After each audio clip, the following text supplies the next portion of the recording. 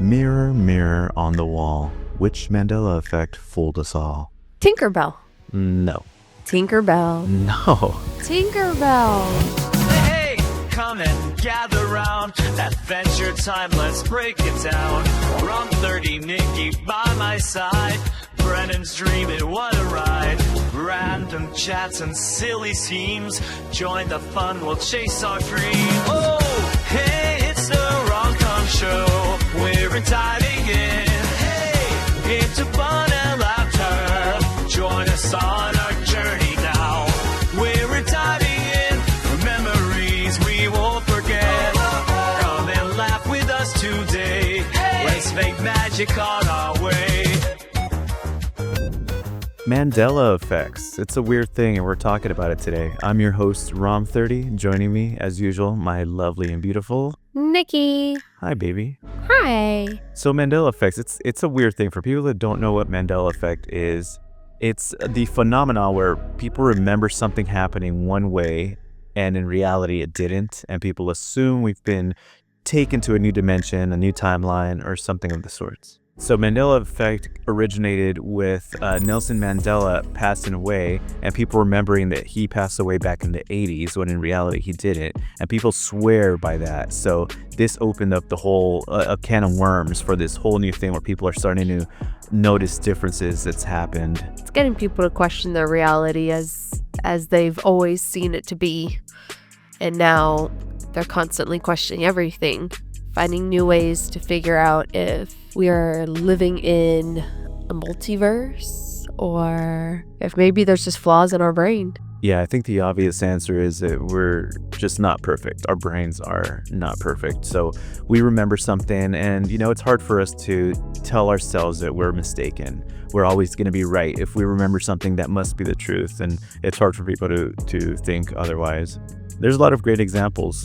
There's obviously you like the Tinkerbell one from the Disney. I do. That's the one that sticks with me the most is that intro, always with the Disney. And she comes in and with the flick of her wand, that's when the intro appears on screen. Yeah, and that never happened. The Luke, I am your father. We all say it. We all know it. Luke, I am your father. Nope, never said it. He never said it. He said, no, I am your father. That's how it happened, and that's how it's always been. But a lot of people swear that it was said the other way, and they don't accept anything other than that. I can see, though, how people could mistake that one. The way it's hard to kind of distinguish what he's saying when he's going the whole time.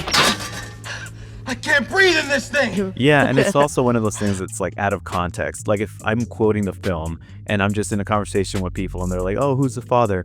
And I'd say, Luke, I am your father, just so that they know what I'm talking about. Because if I just said, no, I am your father, they would look at me like I'm a weirdo. In the same movie, we have the C-3PO with a silver leg.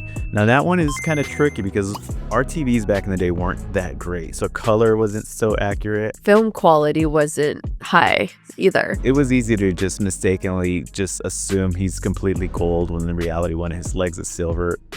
It's always been that way, but it's not something that as kids we really pay attention to or point at.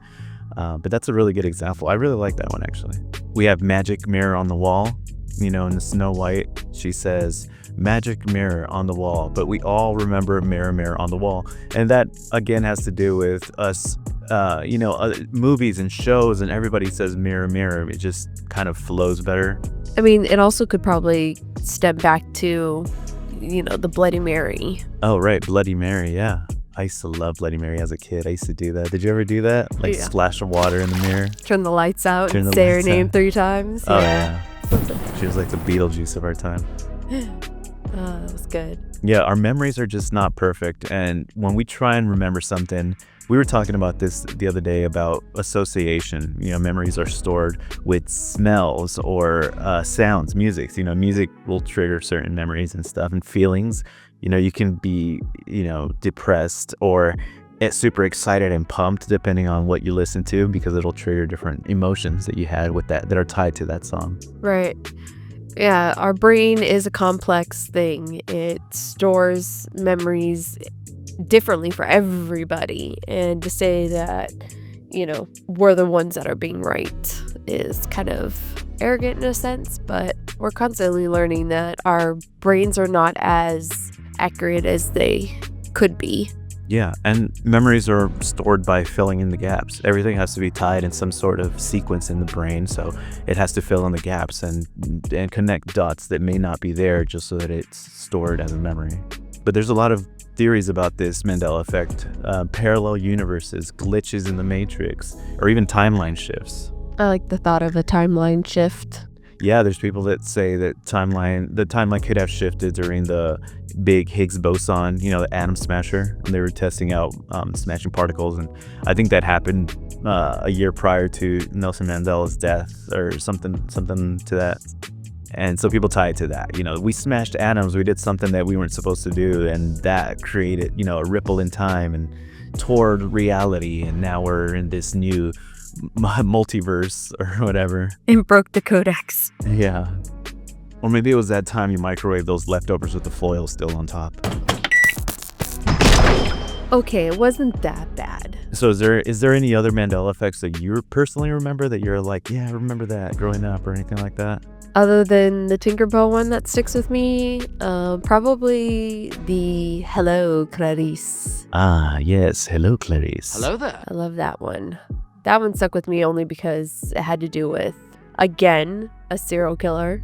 Something that had to do with focusing around somebody's brain and the psychological ramifications of people who are living without a conscience. Yeah, and I think that one also ties in a similar sense with the Star Wars Luke, I Am Your Father. When people want to quote the movie, they just want to say, hello, Clarice, so that you understand what movie they're referencing, the tone and stuff. Even though it didn't happen in the film, that's just how people will quote it so that you know what they're talking about and you don't think that they're weird for quoting a random name. Wasn't there one that stuck with you that you even did some research on?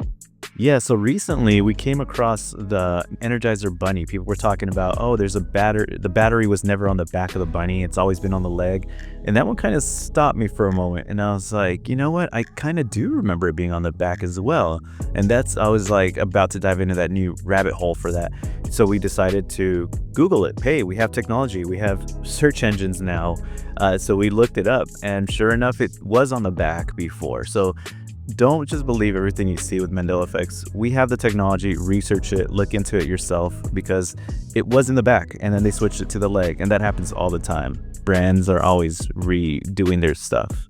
People are always finding advertising ways to always be better and better and better throughout the years. So to say that one thing is right and one thing is wrong is naive. Companies are always trying to find new ways to appeal to us and to draw us in to buy the product. And if changing something as small as where they placed a battery on a bunny aesthetically is, more appealing to us, and it doesn't mean that it's right or that it's wrong. It just means that they decided that it's more titillating to the eye. I remember the smile, the Moonraker smile. Everybody loves that and remembers her having a smile that sparkles, that, it ties her with Jaws. And, it's like without that, it feels so weird. And I agree. But I also do remember a commercial back in the day that had, I want to say it was like an insurance commercial or something. There's a woman behind a desk and she's talking to somebody. And at the end of the commercial, she smiles and she has these big braces. And they even have like a comical sparkle they add to it. And I think that's what people are tying this memory to. But ironically enough, I've looked for that commercial online and I can't find it. So maybe that's my own Mandela effect.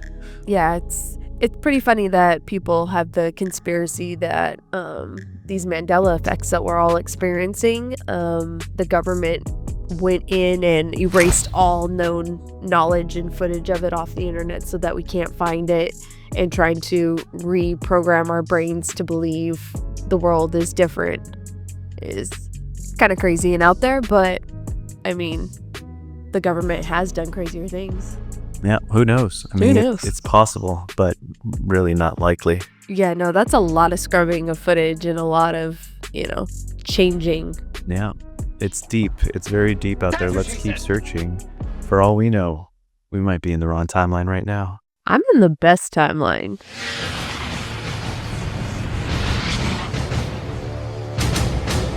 Good morning.